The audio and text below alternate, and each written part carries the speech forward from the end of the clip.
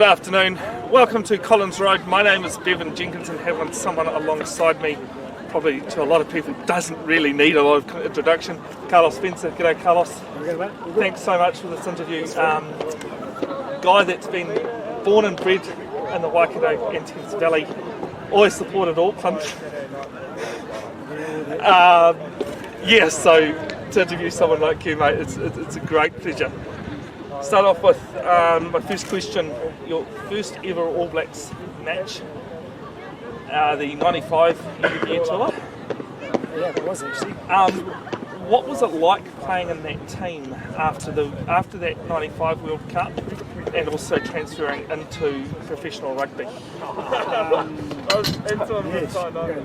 Yeah, I knew that one would might get you.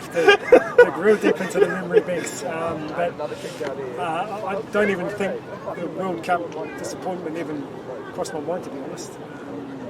I remember I was tucked up in Morningside with my flat junior tour at the time. I think when I got the call up, and I just probably a bit of disbelief. Probably never expected it, especially that early. Obviously to get the opportunity, and obviously being France. So I think. Who did you play? Because it wasn't against France. It was a midweek game, so we're going way back now, back into the archives where we used to play midweeks. Yep. And awesome, I reckon, for me, Tom, to be part of the All Blacks. We saw those awesome tours where we obviously had a midweek team, just some testing. So I managed to play my first test. I can't even remember who I was against. I think I read last night that it was 97 against Argentina. That was my first test match, but obviously my first game in France. Yeah, sorry. Yeah. Oh, you don't remember who that was, sorry. I don't remember who that was, so pretty sad really, but also as a youngster, always aspire to represent at the highest level, no matter what it is. And for me, my dream was always to be an All Black and to get the opportunity. I suppose early on in my career was just the first of all, massive achievement. Just so proud and privileged. Something everyone achieves to, but only 1,100 odd people so far have got that chance. I look back and I suppose for me as a youngster, it was pretty daunting. When you look at the calibre of the players in that team back then, you had guys around that had been in that team for years. Obviously, I spent a little bit of time with the Auckland Blues. Yep. Guys like Aaron Penney, Jamie Joseph, Stu Foster, just awesome to be around those guys at such a young age, to be able to learn from them and just gain that experience of wearing a black jersey. Was awesome. And also you had the likes of, he wasn't too old himself, but Andrew Mertens. Yeah, Mertz, obviously rivals back in the day, both of us. But obviously he got injured that tour, and that's obviously why I went over. He might even got injured in the World Cup, I think, and didn't end up making the tour. Hence why I got the call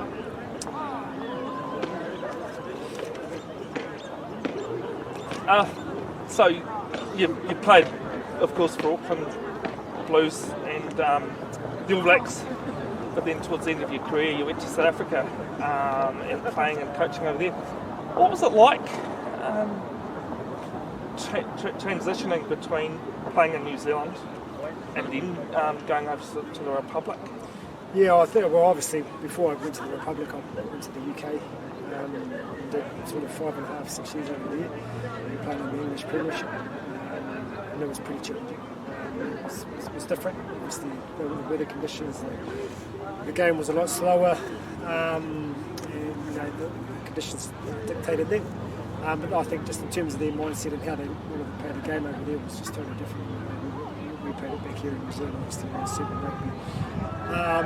So obviously the transition to that was difficult for me. I was more of an open style player who liked to probably run it more than kick it. Known for his flair. As we over there, it was probably more, maybe say a 10-man game.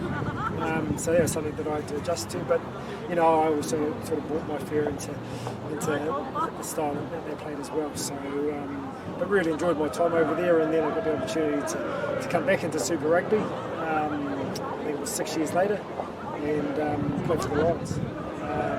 So I think the transition from going from Europe to back into Super Rugby, where obviously the conditions are better, the game's different. It was a massive transition, and probably something that I struggled with. I just probably couldn't keep the pace of the game anymore. I think I was about, I'm probably 36, 37 at the time. Well past it back in those days or these days, you know what I mean? So I didn't last long. But you found yourself into the coaching role. Yeah, I did, and that was you? part of the reason why I went over there. And if you'd probably asked me 5 years earlier before that, did you ever play rugby in South Africa? I would have said no. And it was, I think the first time Dick Muir approached me in rugby, I said, no chance. And then I sort of made contact with him the second time, and there we go. This guy's not going to give up. I was coming to the end of my career in the UK, and I was at Super Rugby. And I'm always after a challenge, mate. I like to challenge myself. And, I thought, why not give it a go? I said to him, look, I'll come over.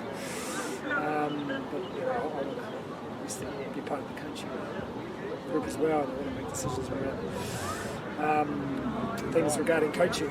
So the chance to come over as a player coach role. So I did, and so I ended up over there in 2010. Did one Super Rugby, then Dick Muir got the boot, and then they brought in Mitch. Yep, I was just thinking, hang on, I'm pretty sure John Mitchell's the next one in line. He was pretty keen for me to go straight into the coaching, so I think that was his way of telling me that he's giving me the red card as a player. Thought I didn't have it anymore, and so kindly just said, mate, I reckon you should just stick to the coaching.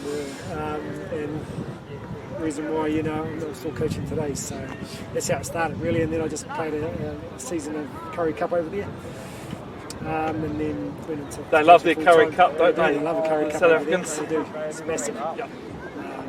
But yeah, I enjoyed my time over there. Beautiful country, beautiful people.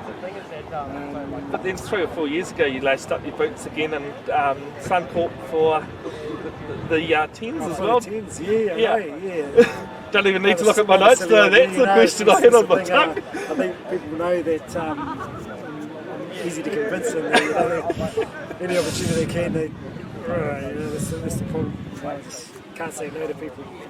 Over some lip problem, actually. Must be a small town thing, mate. Going back a few years, how often do you get asked about that infamous Sterling What pass that you threw? Not often, actually. You're the first one that's asked that in about, actually since 2003. So thanks I'm for bringing that up. I'm quite glad that it's been a while, mate. And I was talking with my camera person today, and I actually thought it was the pass you threw between your legs, but then seeing last night, it was just very well read by the guy, wasn't it? Yeah, it was. But that's one of those things. It happens, That semi-final actually reminded me of the 2019 last year's World Cup semi-final, where unfortunately it was just the better team on the day. Yeah, it was. And as much as that hurts, I think our lead up, mate, we were awesome all year. We pointed winning as favourites. We were smashing teams. I think we were getting record scores through the Tri-Nations there, and the unfortunate thing about a World Cup, it only takes one game. And that was the game for us, unfortunately. A couple of things we could have changed during the week or during the prep might have made things different, but Aussie just showed up, and we might have been a couple of steps off our game, and we just can't afford to do that when it comes to World Cups. Last question for you. Going back a couple of weeks, the first round of Super Rugby, Aotearoa. Do you have much to say to Dan Carter playing in the Blues jersey?